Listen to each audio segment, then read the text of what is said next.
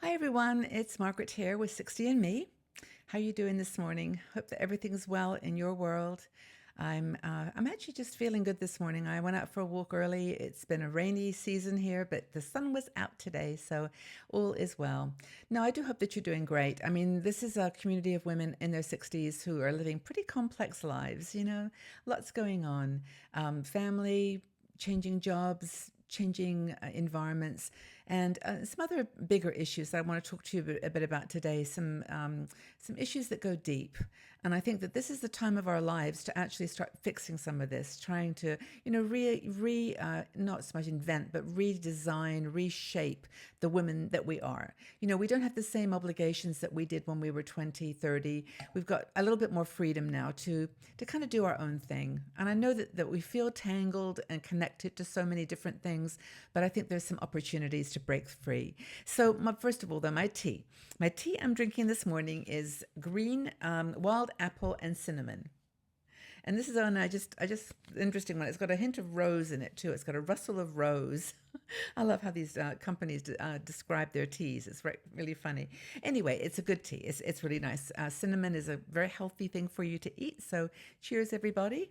Have a drink by your side. As we talk about a topic, one of our bloggers, Nicole Christina, raised this issue. And it's along with disrupting aging and actually pushing back on stereotypes around aging. I think this is one of the key points of focus. Now, she starts off her conversation by saying she went shopping with a friend, and she knew someone she knew really well. And this friend went looking for some clothes, and she tried something on, and she came out of the dressing room and she said, what do you think? Do you like it? And Nicole said, yeah, I love it. It's so you. And the woman said, are you kidding? Makes my butt look really big. And she immediately took a positive comment and turned it round into how she perceived herself with a big butt. She said, how can you say that looks great? And that is something we tend to do a lot. I don't know. I don't notice it so much until someone points it out with me. But I do tend to feel sensitive about my body. I'm not perfect, size 8 or 10. Or I still think that in some ways, we're surrounded by these youthful messages that we do feel a little bit of. I don't know, not failure, but we've done something we could do better if we're 14 or a 16 or 18 size, and we're not, nothing that we wear is going to make us look and feel good. Now, there's certain things you can do. I mean, I know I have a waist, even though I have big hips. So I always try to do something, wear something that's a little bit fitted at the waist, because then I feel like, oh, that's okay. I feel like I've got a waist, and but it's this body shaming. We're so self-conscious of how we look. We're so self-aware, and we don't realize many times that people are not looking at us in the same way that we are. They're not nearly as critical because, we've talked about perfection before, and I know that there's a lot of discussion about what is perfection and not feeling good enough and whatever, but it's true. We put ourselves through diets and different lifestyle changes, but we know in our heart of hearts that it doesn't matter how much weight we lose or how many inches we get off of our body, we're still going to feel there's something missing, something lacking. So this body aging process is really quite traumatic. I remember Lynn Slater, one of the fashion bloggers I interviewed a while ago, she said, aging is profound. And it is profound in the sense that, we are going through so many, our faces, our neck, our bodies. Got my necklace, by the way. This is a new little treasure from the charity shop in the UK. I think it's kind of cute. I'm just distracted. I look at it and it's sparkling. I can see it. But anyway, this is like in adolescence, we have the same process of adapting to a changing body.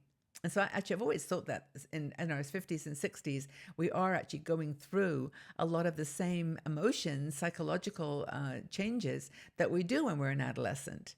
Because we've got this person emerging that is nothing like what's gone before. As older women, we've got this body that is, just it's holding weight.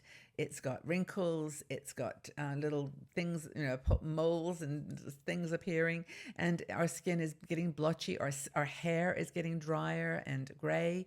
It's all these kinds of anxieties that chronic dieting is the perfect candidate, for. And people just go on diets because they offer this kind of sense of security and that you're doing something. I'll just go on a diet because then if I lose 5 pounds, I lose 10 pounds, I'll feel better. But of course, instead, we feel invisible and we feel vulnerable, and it's just not a good thing. Going on a diet is not going to help you feel more confident in yourself. Yeah, I mean, it may help you feel a little lighter, and your clothes will fit a little better, and and that in itself might make you feel good, but you still feel in turmoil. I mean, Nicole mentions this, and she's interviewed several people herself on this topic. She has a show. You can check her profile on our website, but she's really a big advocate of not getting into that diet mentality because it doesn't really get to the root of what's going on. It's the diet industry's job to make us feel insecure. That's what it does. That's what it does best.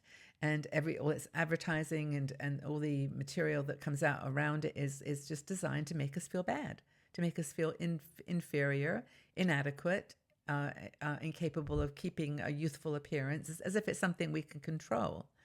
And so that's something to be aware of, that the diet industry, and also, by the way, we talked about this in another video, is that so many of the advertising agencies are run by men and not older men. They're run by men in their 30s and 40s, and with no women on the advertising committees or on the teams are advising them. So a lot of the advertising that we're surrounded by is thin, youthful women and men, and that's kind of what we expect of ourselves. But this is the opportunity, in my opinion, to really, just break through that glass ceiling of stereotypes as an older woman and just be at peace. We are probably going to gain a little bit more weight as we get older. And I've actually read articles that have said this is a good thing. Because as you get older, if you get sick, you'll need that extra strength, that extra muscle to fight back from illness. And there's nothing wrong with having extra pounds. It's just how we carry it and how we keep fit. If we exercise, walk, eat good food, and still gain 10 pounds, well, so be it. I think that's really important. And Nicole mentions this, that eating disorders are on the rise. And it's not just young people, young women that are dealing with this. A lot of older women are too. So don't, I'm encouraging you to not fall victim to that, because it's not going to help. I'm just looking down at this card of, love your body. Just love it just as it is. And I think this is one of the cards in our inspirational deck that, talks about, I'll read the back of this because I really like the back of this one, where I said, your body is your best friend. It's the vessel that carries you through this physical world and allows you to experience the textures of the earth, the fluidity of water, and the warmth of human touch. Get good hugs. So nurture and nourish your body. Embrace healthy habits, food, daily movement. Your body tells the story of your life. So write the story that you want to live. Love your body. I've actually just, on a side note, been reading The Fifth Agreement, which is written by the author of The Four Agreements. And one of the things, I'm not quite getting into it as deeply as I probably should, but he does talk about this fact that our bodies are the truth. They are our physical reality. And what we put into that are the stories that we tell ourselves.